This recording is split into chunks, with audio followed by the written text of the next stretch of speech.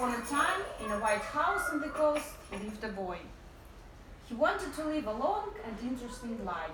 One summer evening, over a cup of tea with milk, the boy decided to take a trip on a ship.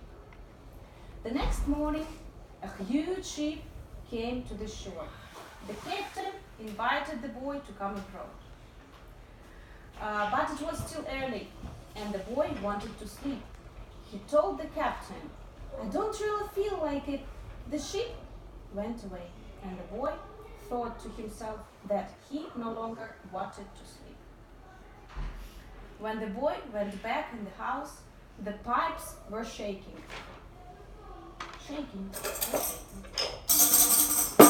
And cracking. The rusty water went all over the floor. "Oh my goodness!" cried the boy, and then he saw a dirty stream. He had to build a wooden toilet outside, and for bathing and brushing his teeth, he had to go to the sea. The boy again began dreaming about a long and interesting life. It would be nice to become a real circus magician, he thought. And so, the autumn and circus came to the town. The boy especially liked the magician with the black hat. After the performance, the boy read an announcement on the circus bus. "We invite you to the School of Magicians." "They probably already have too many students in the school. They can't have enough space for everyone," the boy thought, and he went home. He sat down by the window and began to dream again. But suddenly, from above, there was a loud crack. The chandelier on the ceiling fell down, and the bulbs popped. The lights went out, and it became dark in the white house.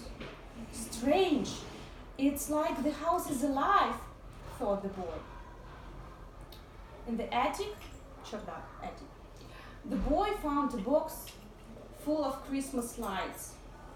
He hung them all around the house, and the lights lit up the boy's dreams with their multicolored twinkle. The days beyond the windows were very long. Winter came. One early frosty morning, the boy got on the roof of the house to clear the snow off. "Oof, I wish I had a girlfriend." Together, we would decorate the Christmas tree, and as the boy started to dream again, he heard someone's laughing. He saw a girl. The boy was overjoyed and immediately wanted to invite her for tea. He would have to cry loudly so she would hear him. "I'm not going to cry in this chill. I could get a sore throat," thought the boy, and he continued to remove the snow from the roof. He had a strange feeling that he had somehow tricked himself. And suddenly, the White House trembled, shook, and the roof collapsed with a loud crash. Along with the roof, the boy began to fall into the house. He fell down and down. He fell through the attic, the entire second floor, and landed on the sofa. By the evening, snow had fallen through the hole in the roof and filled up the rooms. The White House was not a place for dreaming or living anymore. The boy gathered his things and went to find a new house. The boy settled in a faraway city and very quickly became a grown-up. Every day he went to a boring job and sat at the computer, which he didn't like. He never went to the circus or celebrated holidays. At night, the boy would lie in his bed and hope to dream just a little, like before. But after work, he never had enough energy, so he simply fell asleep. The days became short. Many days passed. The boy became an old man. As he had guessed when he was small, he lived a long life. Except his life turned out to be terribly boring. The boy, or rather the old man, left work one day and decided to go see the White House that he used to live in. The windows of the house were all shattered and broken. The floor of the kitchen was eaten by the beetles, and the walls of the White House were not white anymore. The old man went down to the sea, hung his head and began to cry. Someone's head softly touched him. The old man turned around and saw an old woman. The man wanted to invite her to tea, but the kitchen was destroyed.